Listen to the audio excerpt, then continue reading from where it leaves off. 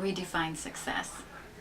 So is success getting all A's in my class? Is success passing my classes? And I think to move from the view of success as attached to grade to a view of success as learning, and you won't learn if you don't care about your learning. So really to own your education so that you understand success as learning something and growing out of it.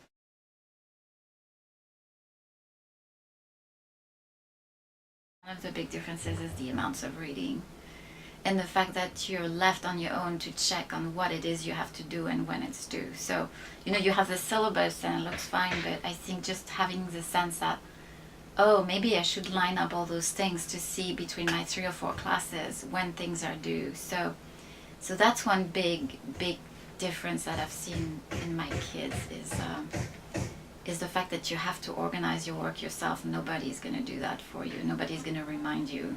Well, we might remind you like a week before, but typically the whole organization of your when something is due, that's for you to be responsible. So there's a much greater degree of responsibility. Often in high school, we're not doing a lot of reading or grappling with ideas at a really serious level, and in college you're suddenly expected to do that. Often in high school we are looking for easy answers, or we get easy answers to questions, and in college we suddenly realize that the answers, if there are any, are really complex. That can be a shock too. So of course there's a continuity. We're learning, but we're doing it in a different way in college, and we need to be prepared mentally and emotionally for that. Well, I would say college academics are a lot more challenging because you go deeper into the material. We're not just about memorizing a bunch of facts. We're about understanding. I'm not here to tell you what to learn. I'm here to tell you why to learn and how to learn. And so I want to see you digging deeply into the material, asking lots of great questions. I don't expect you to have the answers. I certainly don't have all the answers. And I think that's the difference between high school and college. We expect you to go more deeply into the material and to come up with some great questions.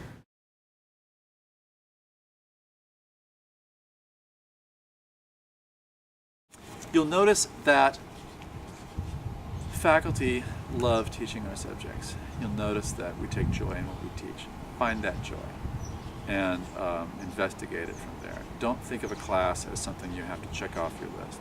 Figure out, why does my prof care so much?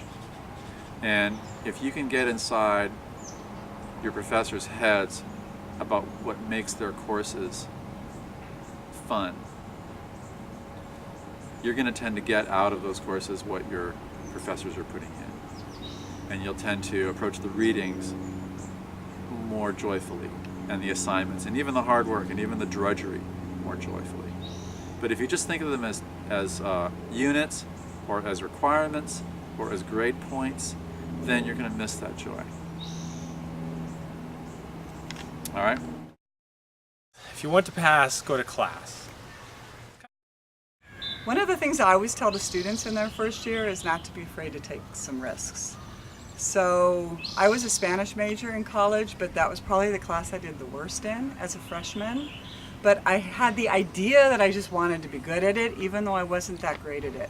So I stuck it out and I stuck it out, and eventually, it became my passion and it became my major. But if I was afraid of getting a B as a freshman or doing poorly, then I never would have discovered that gift and that passion that I had. So don't be afraid of doing something different and something that seems scary or risky.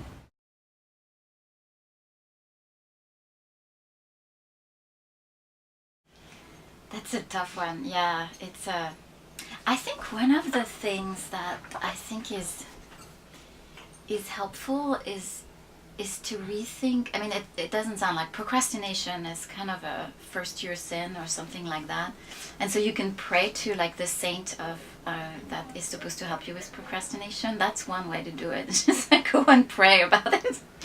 But I think the other thing is oftentimes the first year there's a real sense of divide between social commitments, which you have to make friends. And I can see that it's kind of a survival. You have to have friends. And then your commitment to your academic life. And I think if you can blend those two effectively, that is, find people that are not just your friends to go and watch a movie or whatever, but that can also be your friend for study, you'll have a much more harmonious life. And it's funny because just this last spring, a student wrote an essay, and he's a first-year student, and he was in an upper division class. And he said, this semester is completely different because I found people I can work with. And I didn't have any friends in the fall. And now I have friends and I can also work with them. And I think that was a real transformative element for him, because he felt like it was not just about doing things that are extracurricular, it was blending the two. He could both have fun with them and work with them. And I think that to find a group like that is really important. It doesn't matter what your interests are. You can do that in a general education class, and stick with the same group. And that, I think that makes life a lot easier.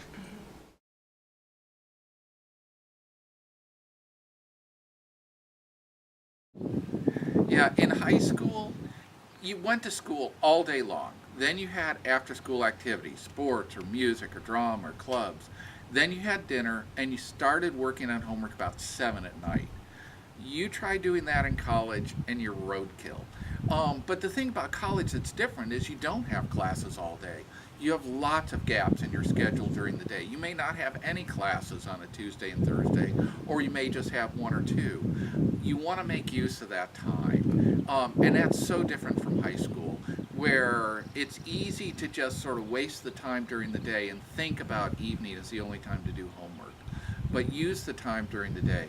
And especially review your class notes. Somebody did a study that if you looked at your class notes within 2 or 3 hours at the end of class, that you retain like 50% more. Make use of that time, even if it's 5 or 10 minutes, to just look over your notes. That'll help you remember it. I think most first-year students struggle with finding balance.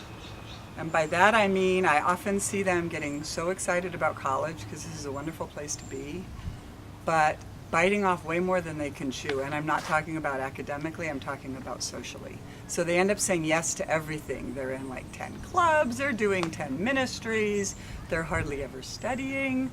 So I would recommend you, and it's something I'm constantly telling myself, is just to always be looking for the balance in your life so that you're not going one way or the other.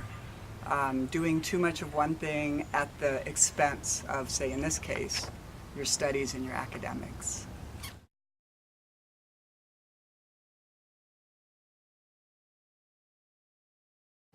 Your books, use them, read them, learn them. The friends and people the community that we have here, that's one of the most important resources that we have. And I would encourage us to be involved and to be immersed in it. Well, I think the first one is your professor's office. I think that's an underutilized resource, so that would be number one. Don't be afraid to come and talk to your professor. Same thing goes true with your advisor. Your advisor is there for a reason, to help guide you through the college, your 4 years of college, so please see your advisor. All of the librarians I have found to be fantastic people. I've had to go to the library staff to learn how to get certain research materials because things have changed so much since I was a student, and they were amazingly helpful.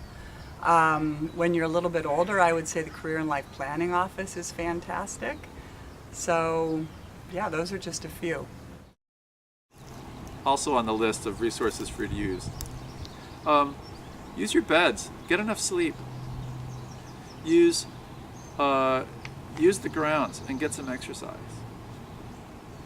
Use chapel.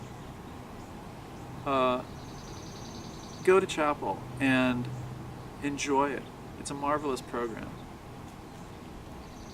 Look at where we've prioritized your time in what we've asked you to do, and invest your time accordingly. Trust us. Trust the people who have structured the life here.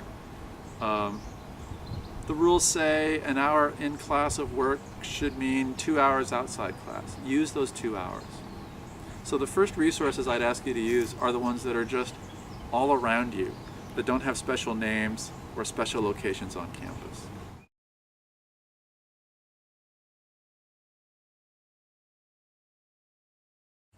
Absolutely not.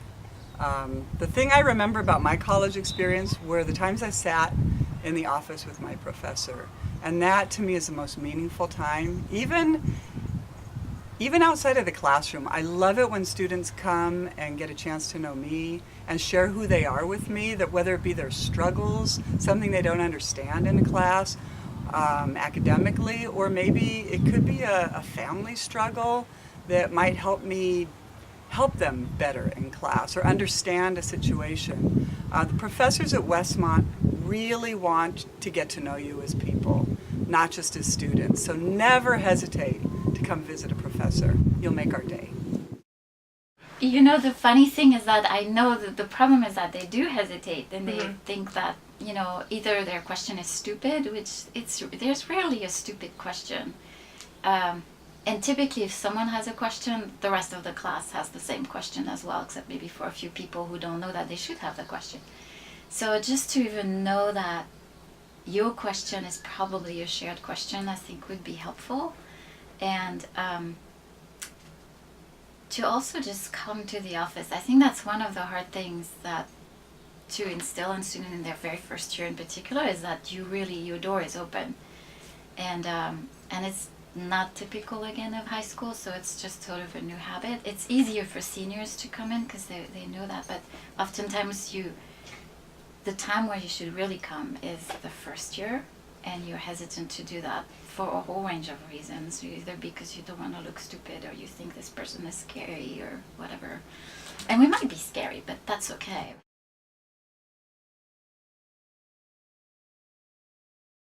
Absolutely. I do. It is so much fun.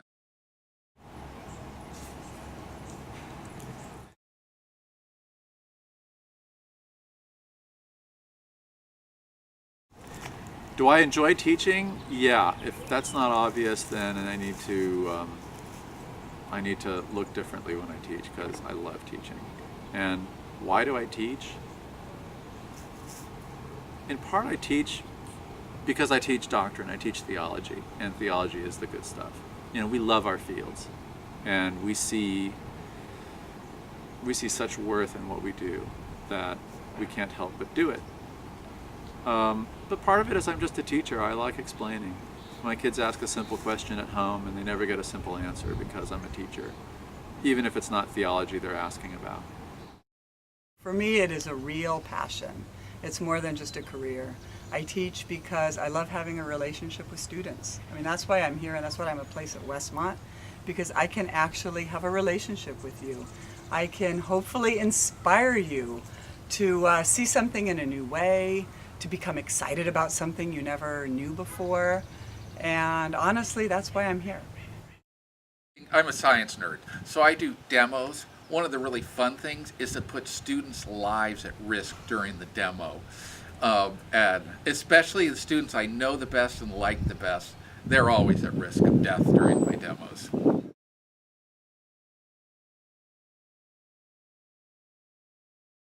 Give yourself the freedom to stumble once in a while, but get back up. And don't feel like it's all over just because you failed one midterm or you had a course that didn't go well. You can recover from it.